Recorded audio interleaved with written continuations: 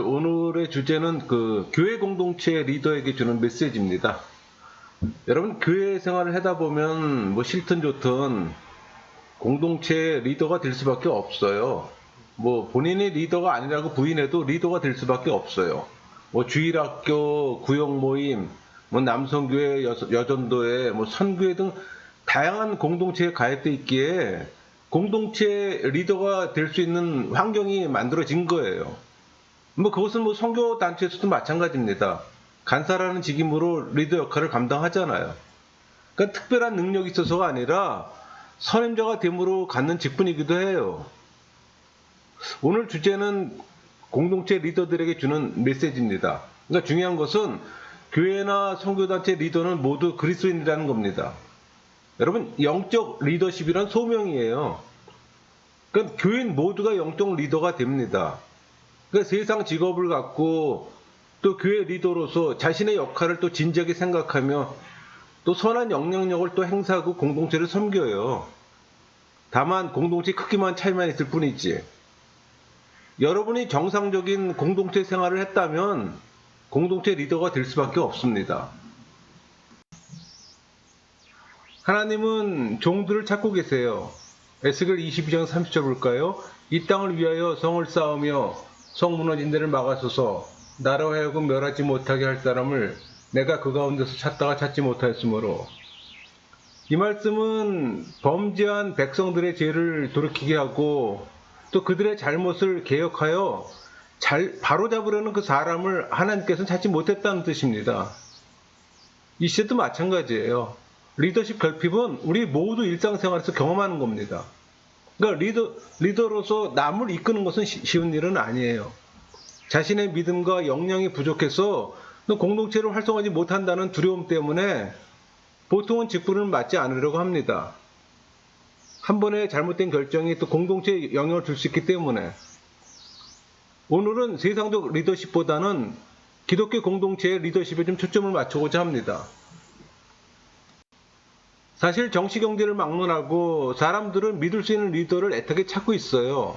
그러니까 리더를 향한 사람들의 기대도 이전보다 훨씬 높아졌어요. 그러니까 불확실한 미래를 헤쳐나갈 리더를 애타게 찾는 것도 무리가 또 아닙니다. 다른 사회 분야와 마찬가지로 리더십 가뭄은 기독교도 사실 마찬가지예요. 오늘날 대형교회 목회자를 검증 없이 영적 리더로 또 맹목적으로 추정하잖아요. 거기엔 또 영적 무지도 작용합니다. 그러니까 사람들은 자신의 삶에 긍정적 변화를 가져다 줄 수 있는 지도자를 간절히 찾고 있어요. 그러다 보니 목회자라고 생각하면 분별 없이 맹종하는 부작용도 또 생기는 거고. 여러분, 기독교 리더십과 세상 리더십은 같을까요? 이런 질문을 하는 이유는 많은 목회자들이 세상적 방법을 수용하는 모습을 보여서입니다. 교회 사역 추세가 지금 CEO 모델로 바뀌면서 훌륭한 리더십에 대한 교회 평가도 좀 달라지고 있어요. 그런데 재밌는 것은 뭐냐면 역설적으로 교회가 대중 리더십에 눈뜨고 있는 것과 동시에 오히려 세상은 기독교의 리더십을 모방하고 있습니다. 그러니까 리더가 그리스도인이든 아니든 기독교 방식으로 사업하는 것이 더 유리하다는 것을 리더십 전문가들은 터득한 겁니다.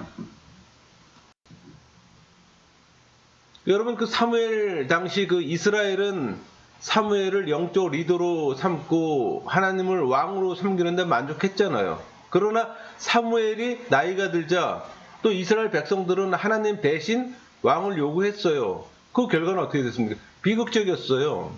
그러니까 신앙 문제를 정치 경제 문제와 분리한 이스라엘은 결국 무너지고 말았습니다. 성경은 영적과 세속을 나누는 것은 잘못이라고 얘기합니다.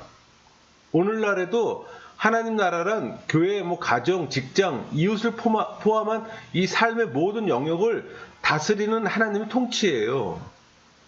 근데 이 진리를 간과하고 분리하고 사고하게 되면 스스로 위험을 자초하는 겁니다. 그걸 만약 분리하게 되면 수도원에 가야 되는 겁니다. 그래서 영혼의 삼분설이 잘못된 진리인 겁니다. 왜? 삼분설로 보면은 영적인 부분은 선하고 육적 부분은 악하기에 분리시켜야 되는 것처럼. 여러분, 하나님은 세상을 창조하셨어요. 그 세상 속에 하나님의 나라가 있는 거예요. 중요한 것은 세상과 세속을 구별할 줄 알아야 하는 겁니다.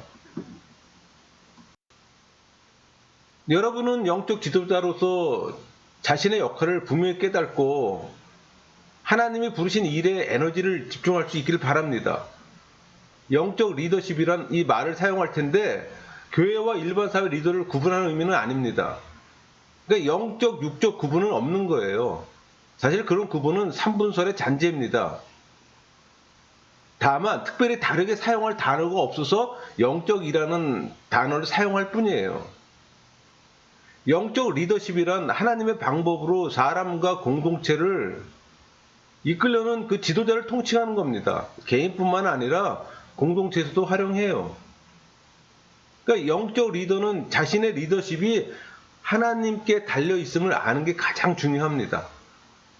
그래야 구약 성경 틀에 묶이지 않고 하나님이 자신을 통해 지속성을 갖고 이 세대를 향한 목표를 실제로 이루시도록 일하는 겁니다.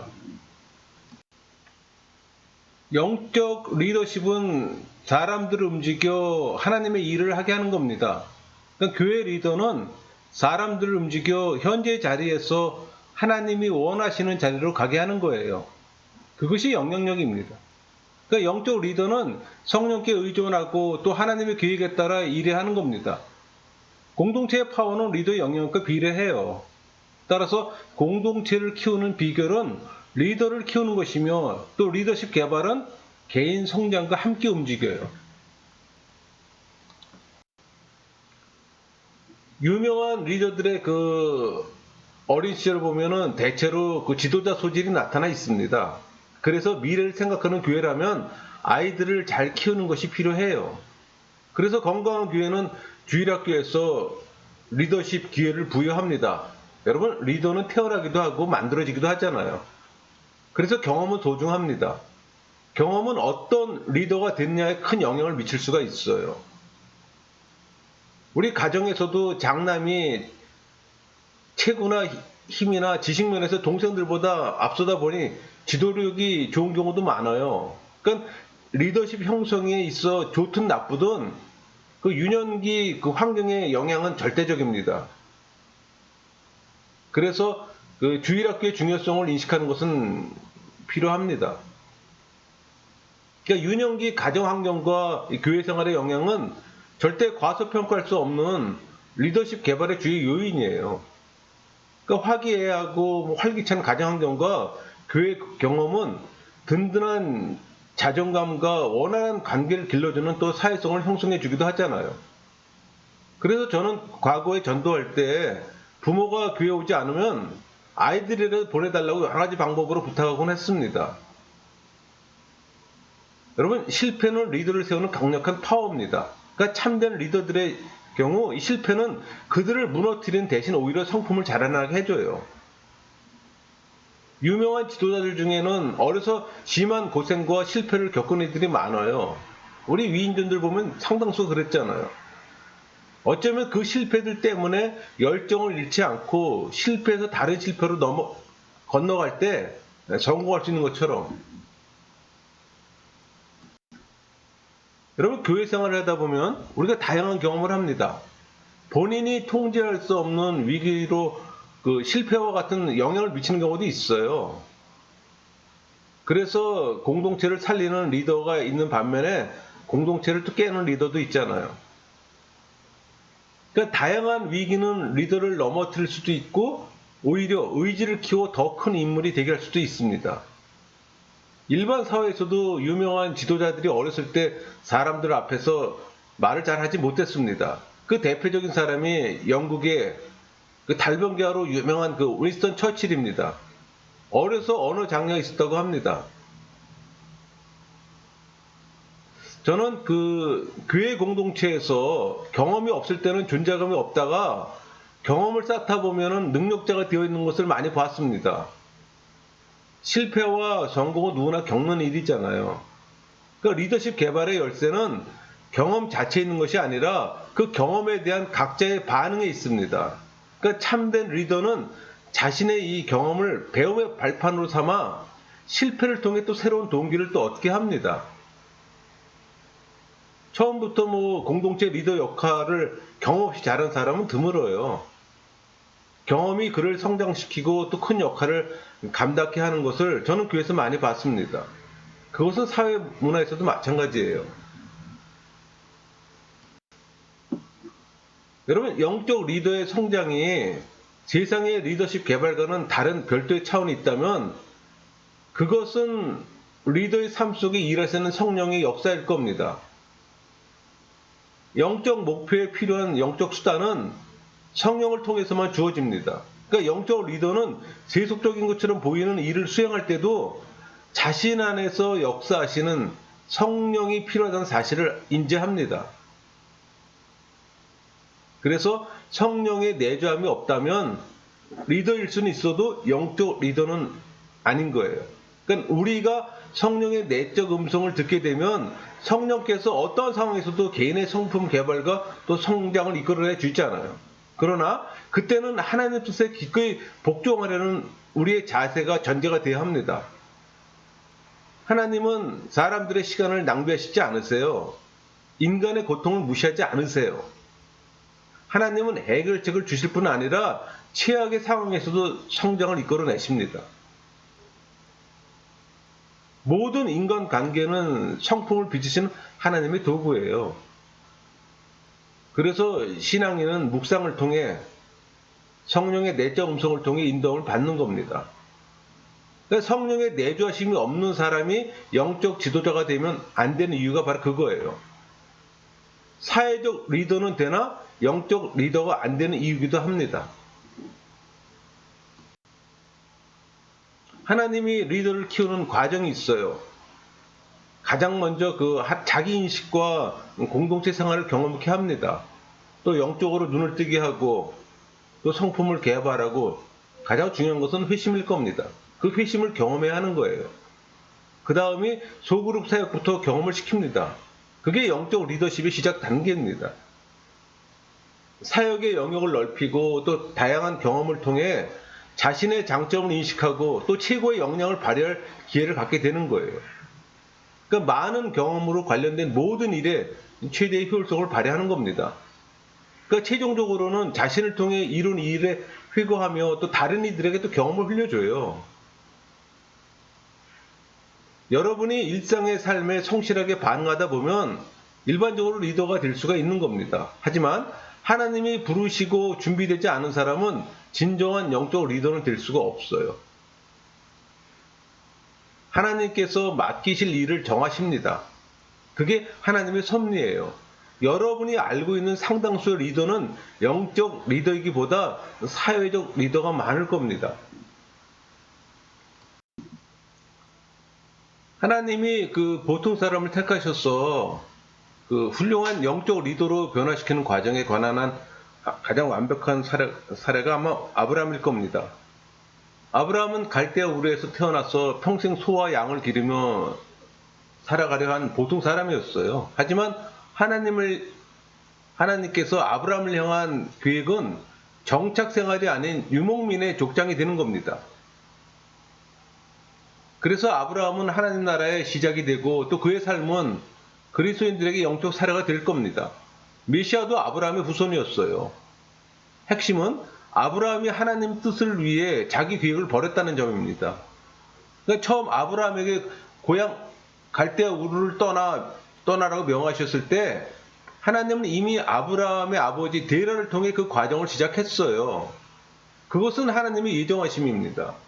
그러니까 하나님은 아브라함을 유목민으로 부르셨기에 먼저 아비에게 본토를 떠날 그 마음을 주셨던 거예요. 아브라함의 인생 여정의 모든 사건은 그의 성품을 개발하는 시간이었습니다. 하나님은 그의 실패를 사용해서 리더로 또 준비시키셨어요.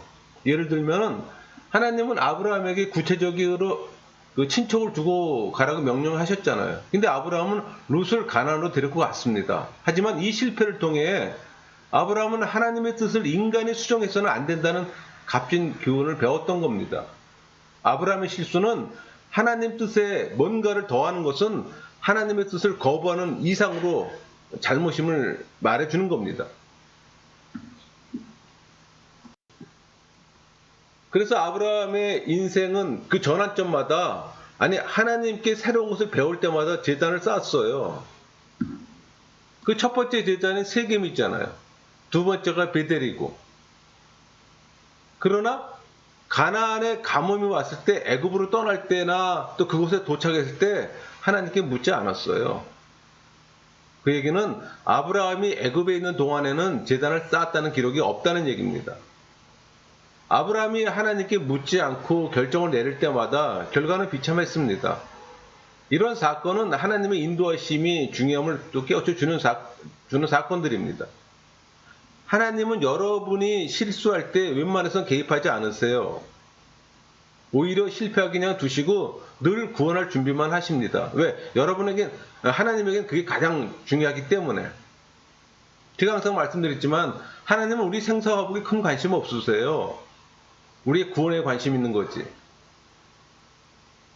실패와 구원의 과정을 통해 하나님의 성품을 보다 깊이 체험하게 되는데 이것은 하나님이 그냥 끼어들어 실패를 면하게 해주실 때보다 더 깊은 차원의 인도함이 있는 겁니다.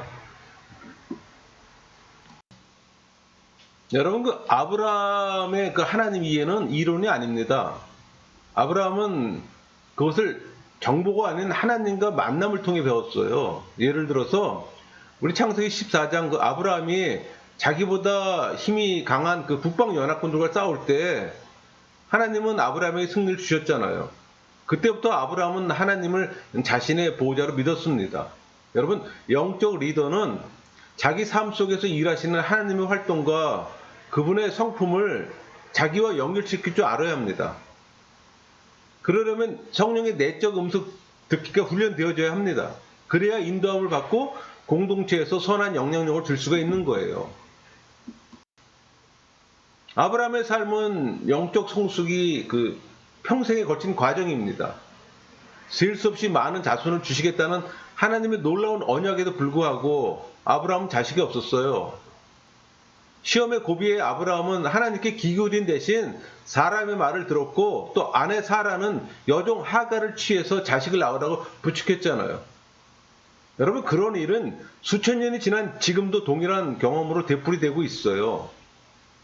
그래서 인간의 어리석음을 보게 되는 겁니다. 하나님의 약속을 기다릴 자세가 되어 있다면 많은 리더들이 자기 삶과 공동체에 나타나는 놀라운 열매를 보게 될 텐데, 이삭을 번제로 드리라는 그 하나님의 요구사항은 분명했습니다. 문제는 아브라함의 순종 여부예요. 아브라함이 믿음의 조상이 되려면 보통 사람들보다 더 깊은 하나님에 대한 신뢰가 필요했습니다. 아브라함이 특별한 일을 하려면 하나님과의 관계도 특별해야 합니다. 대부분의 경우 교회 공동체 리더들의 문제는 하나님의 뜻을 잘 알면서도 그대로 행할 의사가 없다는 데 있어요. 왜 그럴까요? 인간적인 생각이 더 현실적으로 느껴지기 때문입니다. 여러분, 우리 그 창세기 22장 이삭의 희생 제사 사건은 교차대칭 구조로 기록됐잖아요. 이 모든 내용이 전체적 조화를 이루면서 동시에 그 어느 한 구절도 빠짐없이 한 구절 한 구절이 읽는 이들의 마음 속에 더욱 선명히 다가오는 그 진한 그 문학적 향취가 있어요. 그러니까 그 A와 대구를 이루는 A-에서는 완전히 또 해소되고 다시 평안한 마음을 가질 수 있고, B는 짧은 반면에 기쁨을 안겨주는 B-는 본문에서 가장 긴 내용으로 되어 있습니다. 그러니까 아브라함이 풍성한 축복을 받을 수 있었던 이유는 C와 C-에서 잘 보여줍니다. 그러니까 아브라함은 즉각적 순종하는 사람이었고 또 철저하게 순종하는 사람이었던 겁니다. D는 그 종들까지도 포함된 여행이었고 D-는 아브라함과 이삭만의 여행이 있잖아요. 그러니까 이 D-를 통해 고독하게 하나님의 명령을 수행해야 하는 아브라함의 고뇌가 더욱 증폭됩니다. 여기서 그 A와 A' 핵심 단어는 그 시험과 평안이라면은 B와 B' 는 하나님의 말씀이 될 것이고 C는 순종이 될 것이고 D는 여행입니다. 말씀의 순종이나 성령의 내적 음성 듣기의 그 순종은 자기를 통해 일하시는 하나님을 경험하고 또 그분의 성품을 더 깊이 알게 해줘요. 그러니까 하나님은 아브라함의 순종을 보시고 또 이삭을 살려주셨잖아요. 이 테스트를 통과함으로써 또 아브라함은 하나님과 관계가 깊어졌을 뿐만 아니라 마침내 하나님의 백성을 이끌 놀라운 지도자로 준비되었던 겁니다. 뿐만 아니라 아브라함의 순종은 장차 오는 수많은 세대도 영향을 줬어요. 지금도 우리는 아브라함을 이야기하잖아요. 제가 항상 강조하지만 중요한 것은 아브라함을 복음이라는 필터를 통해 해석돼야 하고 또 성령의 인도함으로 연결돼야 합니다. 구약의 인물은 성자 하나님, 성령 하나님이 계시되기 전에 인물이잖아요. 우리보다 삼위 하나님을 알지 못했다는 점 여러분 기억하세요. 복음으로 필터링하지 않으면 유대 경전을 공부하는 수준에 머무는 겁니다. 여기 22절 14절에 여호와 이레, 여호와 이르에, 그러니까 여호와께서 준비하신다는 뜻입니다. 아브라함은 하나님이 예정하심으로 또 경건한 사람이 되었고 또 한 민족의 족장이 되었으며 또 믿음의 조상이 되었잖아요. 그러나 이 모든 것의 시작은 아브라함이 하나님의 친구가 된 겁니다. 우리 이사야 41장 8절 그러나 나의 종 너 이스라엘아 내가 택한 야곱아 나의 벗 아브라함의 자손아. 핵심은 그가 하나님을 알게 되었다는 겁니다. 그러니까 자신을 리더로 세울 수 있도록 순종하며 하나님께 자신을 드렸던 거예요. 여러분 하나님은 리더를 지명하세요. 그게 하나님의 예정이에요. 하나님은 좋은 것이든 나쁜 것이든 일상생활의 경험과 위기를 통해 성품을 다듬어 가십니다. 그러니까 구속의 과정을 통해 리더는 자신과 하나님을 더 깊이 배워요. 여러분이 길고 고된 리더십 개발 과정에 자신을 바칠 용의가 있다면 하나님이 원하시는 리더로 성장할 잠재력을 갖춘 셈입니다. 비전이 영적 리더와 영적 공동체를 만드는 거라면 리더의 과제는 공동체의 바른 비전을 제시하는 겁니다. 그럼 사람들을 하나로 뭉치고 움직이게 할 비전을 리더는 어디서 얻을까요? 결론적으로 말하면 하나님께로부터 와야 합니다. 그런데 상당수는 인간적이거나 세속적인 방법으로 비전을 세워요. 교회에서 쉽게 일어나는 몇 가지 예를 한번 말해 볼게요. 목표를 이루려는 동기가 눈앞에 있어 그것을 목표로 설정합니다. 그리고 구성원 모두가 매진해요. 또 비전을 빌려오는 리더도 있어요. 그러면 그 비전의 추천은 과거가 되는 겁니다. 그러니까 생각 없는 리더십 밑에는 불쌍한 추종자만 있을 뿐이에요. 또 자신의 성공과 칭송을 위해 목표를 정하는 리더도 있습니다. 이런 상황에서 수반되는 구성원의 희생은 리더십의 명예일 뿐입니다. 여러분, 비전의 일반적 추천은 필요를 인식할 때입니다. 비전은 창의적 혁신에서 나와야 하는 거예요. 그러니까 하나님의 뜻을 구함으로 비전을 찾아야 합니다. 그래서 리더는 회심한 그리스도인이 되어야 하고 성령의 내적 음성을 들어야 하는 겁니다. 성령의 내적 음성을 들을 때 성령의 열매가 나타나고 그게 성령의 역사여 비전으로 전환되는 거예요. 교회 자원이 비전을 만들어낼 때도 있어요. 즉 무턱대고 자원을 받아들인 뒤 쌓인 교회 자원을 활용하려고 비전을 짜맞추는 것은 일반 사회 리더가 할 일입니다. 사람에게서 나온 꿈과 목표를 강조하면 인간의 논리로 하나님 나라를 세울 수 있다고 생각하는 거나 똑같아요. 진짜 위험한 거죠.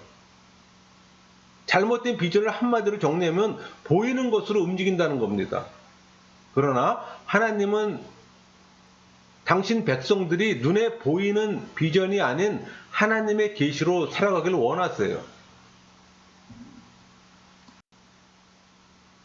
이런 비전이란 단어는 리더가 만들어낸 목표나 꿈이라는 뜻이 아닙니다.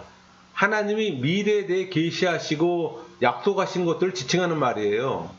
그래서 영적 리더를 움직이는 비전은 하나님께로부터 와야 하는 겁니다. 너무 어렵나요? 그래서 영적 리더는 쉽게 만들어지는 게 아니에요. 그래서 목회자가 영적 리더가 되지 못하면 일반 사회 CEO가 되는 겁니다. CEO가 될 조건은 대형교회일수록 많이 갖고 있어요. 추종자들이 영적 분별력이 없으면 그것을 구별할 수가 없어요. 그러다 보니까 마음껏 세상의 원리를 활용하는 겁니다. 그 결과는 종교인의 집단이 되는 거고 신앙이 아닌 종교 행위가 되는 거예요. 많은 사람들이 착각하는 것이 리더의 역할은 비전을 정하거나 주입하는 것이라고 생각하는데 그렇지 않아요. 비전은 하나님이 하시는 말씀을 증거하는 겁니다. 그렇기 때문에 영적 리더십의 열쇠는 다른 사람들을 주님과의 관계에서 자라도록 이끌어 주는 거예요. 그건 소그룹도 마찬가지예요. 교회 공동체 리더는 구성원들이 하나님과 대면해서 하나님이 친히 당신을 계시해 주기까지 기다려야 합니다. 공동체를 움직이는 비전이라면 그것이 리더 개인의 꿈이 아니라 신실하신 하나님의 약속이라는 확신이 있어야 하는 겁니다. 여러분, 리더는 자신이 보고 경험한 바를 사람들에게 효과적으로 전달할 수 있어야 합니다. 이미지와 이야기를 통해서. 그러니까 하나님이 공동체에 주신 약속을 표현해 보는 것은 즐겁고 유익한 작업입니다. 그러니까 리더가 믿는 하나님의 약속을 표현하세요. 리더는 공동체의 사명과 미래를 압축한 표현을 사용해서 효과적으로 비전을 전달할 수 있어야 하는 겁니다. 그러니까 하나님이 주신 비전을 효과적으로 전달할 수 있는 방법 중 하나는 이야기를 들려주는 거예요. 하나님과 친밀함을 경험한 리더는 하나님이 과거에 일하셨고 또 현재도 일하고 계심을 경험으로 들려주는 겁니다. 아울러 리더는 그것을 성령이 하시겠다고 약속하신 미래와 또 연결시켜야 하는 겁니다. 영적 리더에게 모든 이야기는 하나님께로부터 와야 하며 또 하나님 중심이어야 합니다. 그래서 영적 리더는 하나님과 친밀한 삶을 살아야 하고 성령의 내적 음성을 들어야 하는 겁니다. 여러분, 교회 공동체는 일반 사회 조직이 아니잖아요. 교회 공동체를 사회 조직으로 이끌어가니 영적 파워가 없는 거예요. 그저 종교인들의 집단으로 유지할 뿐이지. 의사소통에 약하면 훌륭한 리더가 될 수 없습니다. 왜 그런가 하니 그 리더는 하나님이 하신 일을 들려주고 또 하나님이 하고 계신 일을 전하며 또 하나님이 하겠다고 약속하신 일을 드러내야 하잖아요. 그러니까 리더는 하나님의 행하심을 증거하는데 어떤 이야기는 몇 번이고 계속 되풀이할 필요가 있어요. 왜? 공동체의 구성원 모두가 알아야 하기 때문에. 비전은 공동체에 반드시 필요합니다. 그러니까 비전의 발원지는 또 하나님의 행하심에 대한 계시예요. 그러니까 하나님의 계시는 말씀으로 진술되면 표현됩니다. 그러니까 공동체 리더가 이 비전을 제대로 전달할 경우 사람들도 하나님의 일하심을 알게 되는 겁니다. 그 결과 구성원들이 하나님의 일꾼으로 변화되어 가는 겁니다. 만약에 구성원들이 하나님의 일꾼으로 변화되면 그들은 하나님 말씀에 반응하기 시작하고 또 그 공동체는 부흥하는 겁니다. 부흥은 그렇게 오는 거예요. 또 리더의 성품도 중요합니다. 그러니까 리더의 삶을 보고 다른 이들이 따르고 싶은 마음이 생기잖아요. 그러니까 선한 영향력을 끼친다는 얘기예요. 그러니까 중요한 것은 영향력의 뿌리가 세속적이어서는 안 됩니다. 그러니까 예를 들면 일반 사회의 권위나 영향력은 지위에 연결되어 있잖아요. 그러니까 영적 리더는 영향력을 얻기 위해 지위에 의존해서는 안 됩니다. 그러니까 영적 리더십은 성령의 사역과 성품에 근거해야 하는 거예요. 그러니까 일반 사회는 힘으로 조직의 목표를 달성하려고 하기 때문에 트러블이 생겨요. 그러니까 영적 독재야말로 폭력일 수도 있습니다. 그러니까 조직의 인사권을 갖고 있다는 이유로 사람들을 흔들어도 말이 안 되지만 하나님이 내 편이라는 주장을 내세우며 사람들을 조종하는 것은 더 말이 안 되는 겁니다. 가장 나쁜 예로 어떤 대형교회는 남성교회 회장도 담임 목사가 정한다고 하더라고요. 보통의 사람들은 카리스마와 호감 가는 성격 때문에 리더를 따르는 경우가 많아요. 그러니까 리더 개인의 성격을 중심으로 이 세워진 공동체는 리더의 상황에 좌우되기 쉬우며 또 리더가 떠날 때 그 공동체는 위기에 봉착할 수가 있다는 얘기입니다. 가장 위험한 거죠. 그래서 영향력의 뿌리가 하나님 중심이 되어야 하는 이유입니다.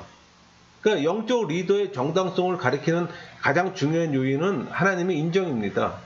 그러니까 하나님이 리더로 인정하시면 그 증거가 여러 가지 현상으로 나타나요. 그러니까 하나님은 리더와 그 공동체에 대한 하나님의 약속을 성취하세요. 또 하나님은 인정하시는 리더의 명예가 때가 되면 또 명예를 반드시 세워주시고, 그러니까 리더의 삶에 나타나는 하나님의 친밀함으로 사람들의 삶이 변화되고 또 구성원들도 리더 뒤에서 일하시는 하나님을 알아보게 되는 겁니다. 하나님이 인정하시는 리더는 틀림없는 표지로 그리스도를 닮아 있습니다. 여러분, 영적 리더십은 사람의 선택이 아니라 하나님과의 친밀한 관계에서 비롯되는 거예요. 그러니까 삶이 변화될 만큼 깊이 하나님을 만나지 않은 사람은 영적 리더가 될 수가 없습니다. 그러니까 하나님은 삶의 모든 영역을 철저히 당신께 드리는 자들을 지금도 찾고 계시고 또 그들을 통해 세상에 당신의 능력을 드러내세요. 그런 현상을 우리가 볼 수 없다는 것은 우리 주변에 영적 리더가 없다는 얘기입니다. 사람들은 비전, 능력, 업적, 가마력보다 리더의 정직성을 더 중요시합니다. 또 정직성은 어떤 상황에서도 일관성 있는 행동을 말하기도 해요. 그러니까 리더의 신뢰를 더하는 것은 장기적으로 일관된 성공일 수도 있습니다. 그래서 성공은 하나님이 리더를 복주고 계시다는 징표일 수도 있어요. 그래서 리더에게는 작지만 성공적인 실적들이 필요해요. 여러분, 훌륭한 리더는 사전 준비가 철저합니다. 그러니까 충분히 준비될 때 또 리더는 확신을 가지고 결정을 내릴 수 있고, 대다수의 좋은 리더들은 일하기 전에 시간을 들여서 자신을 충분히 준비합니다. 이것은 마치 교리로 무장된 신앙인이 영적 혼란에서 흔들리지 않는 것 같아요. 제 아무리 영적 신비를 떠들어도 굳건한 것처럼. 그러니까 리더는 수시로 리더십 검사를 해야 합니다.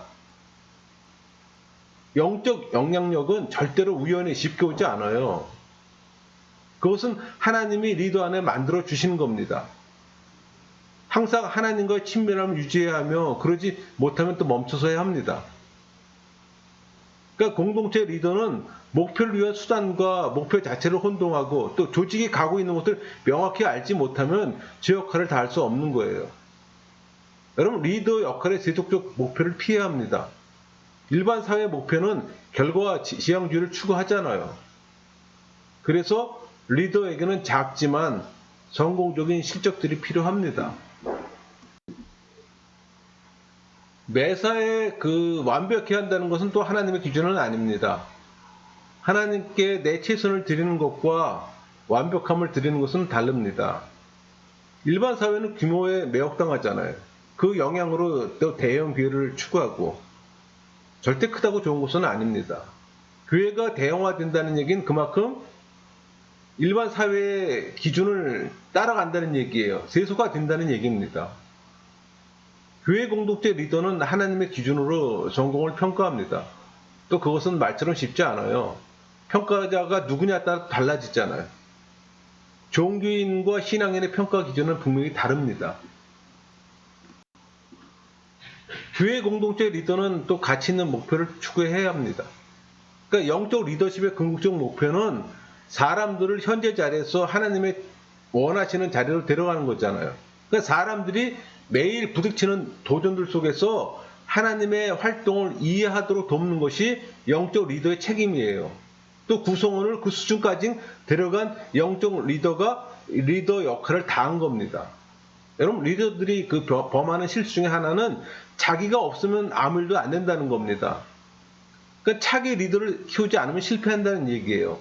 리더가 차기 리더를 키울 때 지켜야 할 원리는 위임하고 실수를 허용하고 또 격려하고 지원하며 또 타인의 성공을 인정해야 합니다. 교회 공동체 리더의 최우선 과제는 자기 공동체 이끄는 방식을 통해 또 하나님께 영광 돌리는 거예요. 그러니까 하나님이 바라시는 것을 믿고 또 순종하는 사람과 공동체를 통해 세상에 당신의 영광을 드러내는 겁니다. 여러분, 웨스트민스터 소유교리 문답 첫 번째 문제가 문 1항이 사람의 제일 되는 목적이 무엇인가 합니다. 그 답은 사람이 제일 되는 목적은 하나님을 영화롭게 하는 것과 영원토록 그를 즐거워하는 거예요. 이 의미를 설명하면은 인간이 사는 궁극적 목적은 하나님의 영광이 있습니다. 하나님께 영광을 돌린다는 이 말은 내 행동으로 말미암아 하나님이 드러나는 거예요. 그러니까 내 행위로 인해 하나님께 찬양하고 감사를 돌리며 또 하나님을 기뻐하고 즐거워하는 것이 하나님께 영광을 돌리는 거예요. 하나님 영광의 절정은 예수님이 있잖아요. 그러니까 성육신을 통해 이 땅 가운데 하나님의 영광을 가장 선명하게 드러내셨습니다. 뭐 성육신, 십자가, 죽음, 부활, 승천, 재림이 하나님을 드러낸 최고의 영광이잖아요. 그러니까 우리 삶의 이유, 목적을 하나님으로 삼은 사람은 그의 소망과 또 기쁨은 또 영원히 변치 않습니다. 남에게 영향력을 미치는 능력은 말할 것도 없이 리더십의 핵심 요건이기도 해요. 그러니까 리더의 기도 생활이 절대적으로 중요한 이유는 영원한 의미를 지닌 것 치고 하나님이 없이 되는 일은 하나도 없기 때문에. 그러니까 영적 리더가 되려면 성령의 내주하심과 성령 충분 조건이 필요합니다. 또 기도의 보상으로 하나님의 기회가 주어지기 때문에.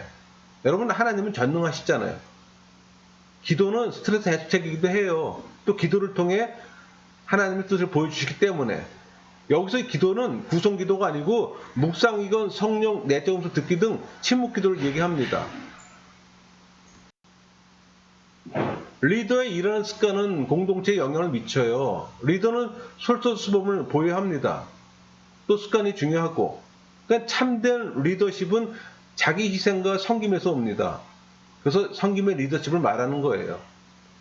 보통의 리더들은 언어적 재능을 가지고 있습니다. 그러나 모든 리더가 동일하게 탁월한 의사소통 기술을 가진 건 아니잖아요. 여러분, 훌륭한 의사소통의 열쇠는 달변이 아니라 정확성이에요. 그러니까 기독교가 리더십 이론에 가장 큰 영향을 미친 것은 아마 섬김의 리더십일 겁니다. 근데 여러분, 섬김의 리더십에는 핵심이 있어요. 뭔가 아니 리더의 사랑하는 마음과 자신을 아는 겁니다. 또 예수님처럼 섬김의 대상을 아는 거예요. 또 좋은 유머 감각은 리더십에 또 필요합니다. 그러니까 낙관적 태도를 갖는 것이 중요한 것은 하나님과 동행하기 때문에. 공동체 구성원들은 하나님이 무엇이든 말씀대로 이루신다는 그 믿음을 가진 리더에 갈급해야 합니다. 그래서 영향력이란 위력 있는 것이기에 또 엄청난 책임이 뒤따라요. 그래서 리더가 도덕적 실패를 겪으면 그 파장이 크기 때문에 리더는 그만큼 또 책임도 커요. 여러분, 결정을 내리는 일은 리더의 가장 큰 기본적 책임일 겁니다. 그러니까 사람들은 리더가 적시에 현명한 결정을 내릴 수 있는지 주목합니다. 또 결정은 공동체의 효율성을 결정하는 근간이 되기도 해요. 그러니까 리더의 결정 하나하나에는 구성원들에게 영향을 미칠 수 있는 잠재력이 들어 있습니다. 그러니까 공동체 리더가 결정을 내릴 때 참고했어요. 성령은 기도와 말씀과 사람과 환경을 통해 인도하십니다. 그 원리를 알면 평상시 공동체 리더는 어떻게 생활해야 되는가 보이잖아요. 그러니까 성령은 하나님의 인도를 구하는 리더에게 그분의 뜻을 보여주시지만 리더의 현명한 결정의 중요한 또 부분은 배우려는 자세입니다. 그러니까 공동체 리더는 공동체에 대한 사전 지식이 필요해요. 구성원, 공동체 내력, 직무에 관한 모든 내용을 다 알아야 합니다. 그러니까 책임과 권한과 영향력, 남용의 유혹에 모두 다 알아야 하는 거예요. 그리고 훗날 자신의 모든 사역을 하나님께 보고할 날이 있음을 또 기억해야 합니다. 리더에게 있어서 결정은 중요하지만 또 결정에 따라 사는 것도 중요해요. 그러니까 모든 책임을 리더가 진다는 말도 있잖아요. 그 말 속에는 결정의 결과를 회피하지 않겠다는 신념이 또 반영되어 있기도 합니다. 여러분, 성공은 중독성이 있어서 리더의 눈을 멀게 하고 또 단점을 보지 못하게 하는 경우도 있어요. 반면에 실수는 리더의 부족한 부분을 다 드러냅니다. 그러니까 치밀하게 결정하는 리더라면 결정 후에 흔들리지 않아요. 이것은 훌륭한 리더십의 한 특성이기도 합니다. 그만큼 치밀하게 준비해야 된다는 얘기입니다. 여러분, 리더가 이 결정력을 향상시키려면은 자신의 결정을 스스로 평가하세요. 그러려면 냉정함이 필요합니다. 또 하나님과 친밀한 관계를 유지하세요. 리더가 결정을 못 내려 고생할 때는 즉시 하나님의 관계를 점검해야 합니다. 하나님의 인도하심을 못 받고 있다는 상황이기도 해요. 또 하나님의 비전을 구하세요. 결정의 근거가 될 방향 감각이 필요합니다. 또 하나님의 지혜를 구하시고, 하나님은 지금도 리더들에게 당신의 지혜를 구하라고 말씀하세요. 우리 야고보서 1장 5절에 그 대표적인 말씀이 있잖아요. 너희 중에 누구든지 지혜가 부족하거든 모든 사람에게 후히 주시고 꾸짖지 아니하시는 하나님께 구하라. 그리하시면 주시리라. 여러분, 리더의 효율성은 시간 관리 능력에 또 비례합니다. 그러니까 훌륭한 리더는 시간의 소중함을 알아요. 우선순위를 갖고 일해야 한다는 얘기입니다. 영적 리더는 하나님이 주신 시간의 분량이 그분의 맡기신 일을 수행하는 데 충분함을 또 알고 있습니다. 시간의 노예가 되지 말고 시간을 주도해야 하는 겁니다. 공동체 모두의 욕망을 전부 채울 수는 없잖아요. 그래서 가장 중요한 활동에 시간을 투자하는 겁니다. 하나님의 인도함을 받으면서. 자신에게 오는 기회를 구별하고 거절하세요. 자기 삶의 일정을 세심히 하나님께 맡기세요. 또 자신의 일을 타인에게 위임하시고, 그리고 꼭 필요한 시간을 들여 집중하면 시간이 전략되는 겁니다. 시간의 열쇠는 리더가 하나님과 충분한 시간을 보내는 겁니다. 그러니까 효율적 시간 관리는 시간과의 싸움이기도 하잖아요. 훌륭한 리더십에는 시간을 최대한 선용하는 것뿐만 아니라 시간 낭비 요인을 피하는 것도 포함됩니다. 그러니까 불필요한 잡담은 가장 흔한 시간 낭비 요인이기도 해요. 일정표를 잘 관리해 불필요한 시간을 또 피하시고, 또 시간을 허비하지 않기 위해 효과적인 기록 관리도 필요합니다. 그러니까 어떤 리더는 성취하는 것이 훨씬 많아요. 왜 그럴까요? 많은 이유가 있겠지만 그중 한 가지 요인은 짜투리 시간의 활용입니다. 훌륭한 리더는 짜투리 시간을 놓치지 않아요. 그 리더의 일정은 하나님 인도에 따라 리더 자신이 정합니다. 자신의 일정에서 불필요한 일들을 꾸준히 가지치게 해야 합니다. 또 자신의 삶에 의미 있도록 시간을 또 지혜롭게 사용해야 하고. 왜? 모두에게 24시간뿐이 안 주어졌잖아. 동일하게. 리더라고 해서 특별한 더 시간이 주어지는 것도 아니고 또 적게 주어지는 것도 아니에요. 모든 인간에게는 동일한 시간이 주어졌다는 겁니다. 많은 리더들이 경솔하고 미련한 선택으로 또 어려움을 겪습니다. 영적 리더를 실패하게 만드는 가장 흔한 요인을 보면은 그 실패하게 만든 요인이 교만입니다. 그래서 교만은 리더에게 최악의 적이라고 할 수 있어요. 이 교만은 살며시 기어들어와서 파멸로 몰아넣잖아요. 이 교만은 때로는 공동체의 공로를 혼자 독식하게 합니다. 또 사고를 닫아버려 배우기를 게으르게 하게 하고. 그러니까 자신이 하나님의 은혜와 타인의 지원에 의존하고 있다는 사실을 망각해 하고 아랫사람들을 궁일이 여기게 하고, 궁일이 여기지 않고 또 분열을 만들어요. 그래서 교만은 넘어지면 앞잠이라고 잠언 그 기자가 경고하잖아요. 그 잠언 16장 18절에 교만은 패망의 선봉이요 거만한 마음은 넘어지면 앞잡이니라 이렇게 표현하고 있잖아요. 여러분, 리더십은 귀한 소명이고 하나님이 주신 특권입니다. 그러니까 구성원들을 풍요롭게 해줄 기회와 그럴 수 있는 영향력을 함께 받았어요. 그러나 공동체의 부흥의 열정을 잃고 대신 자신의 명예만 한눈 팔면 더 이상 참된 리더는 아닙니다. 그러니까 리더의 삶에 교만이 뿌리내린 한 가지 확실한 표시는 구성원들을 가볍게 여기는 겁니다.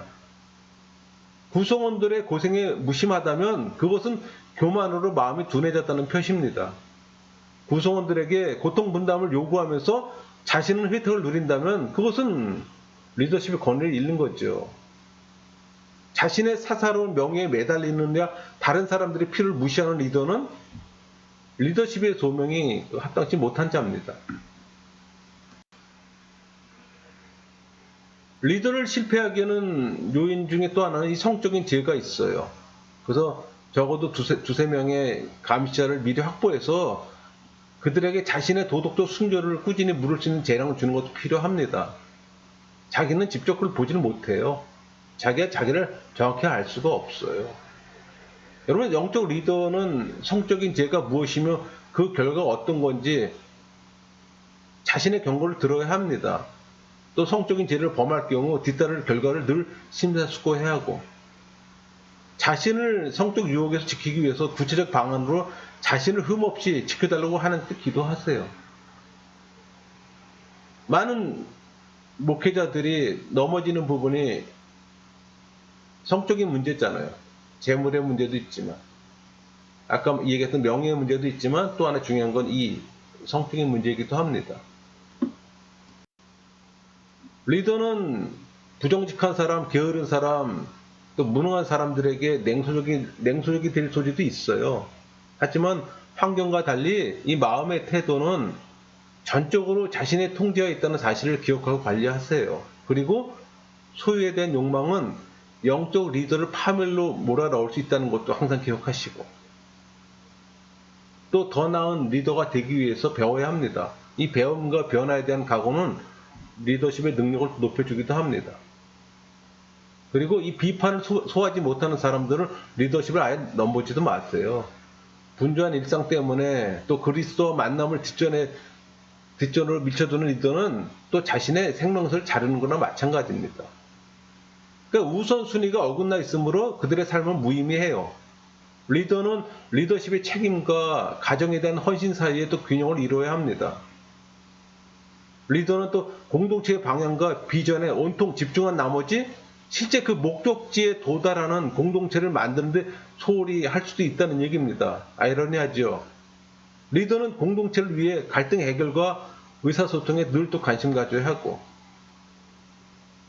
또 리더의 욕심은 공동체 대표라는 이 직위에 따른 신망과 영향력을 취해 직위 이양을 꺼리는 경우들이 많이 있어요.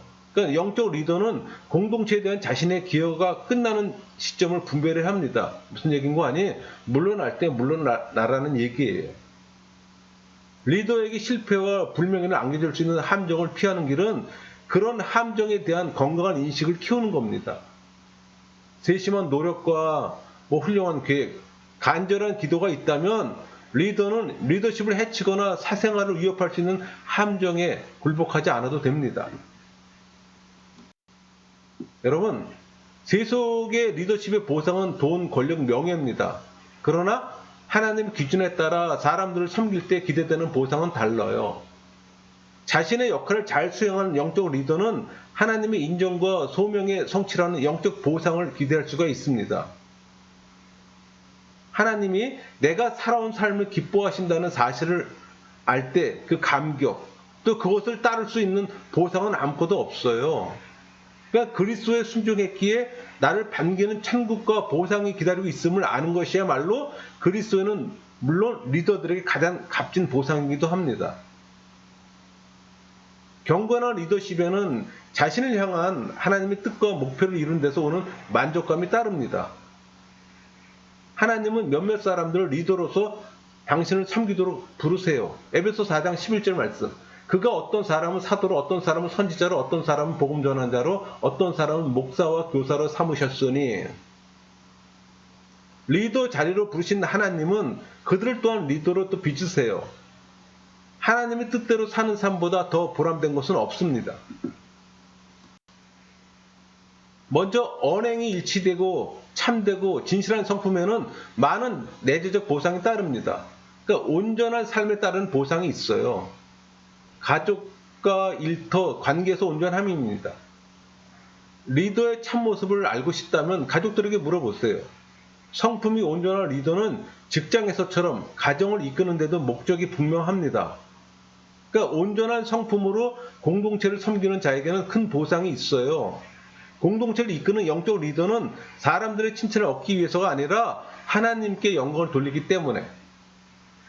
그러니까 목표 달성에 매진하면서도 참된 리더는 타인을 소중히 대하고 또 관계를 지키기 위해 최선을 다합니다.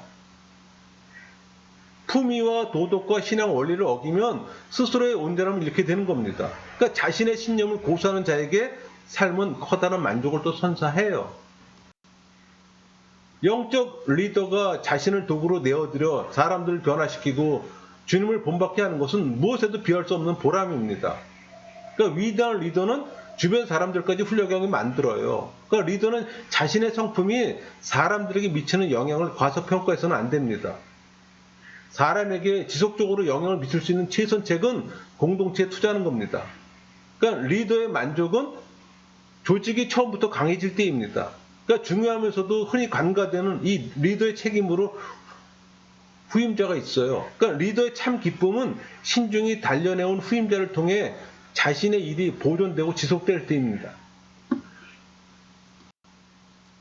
리더가 누릴 수 있는 많은 보상 중 관계에서 오는 기쁨을 또 빼놓을 수도 없습니다.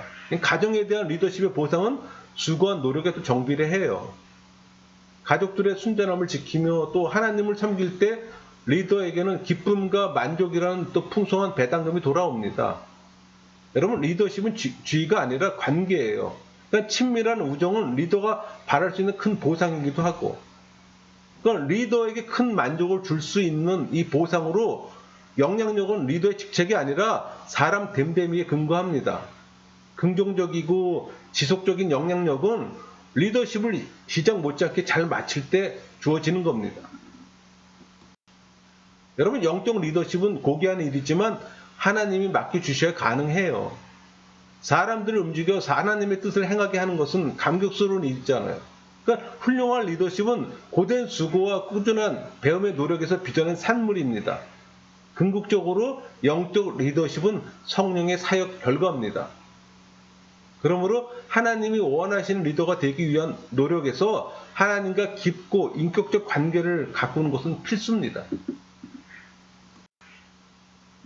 하나님이 키우시는 방식은 단계적이에요. 만일 여러분이 그냥 지나쳐온 단계가 있다면 하나님은 반드시 여러분을 그 자리로 데려다 놓을 겁니다. 그곳에서 다시 만지시고 다음 리더를 키우세요. 여러분, 포기하지 마세요. 인내심을 가지세요. 성령의 열매로 여러분의 성품을 비치도록 하나님께 충분한 시간을 드리세요. 하나님이 여러분을 리더로 부르셨다면 하나님이 원하시는 리더로 키우실 능력도 충분합니다. 여러분은 그저 기꺼이 그분께 순종하며 명하시는 대로 행하기만 하면 됩니다. 마치겠습니다.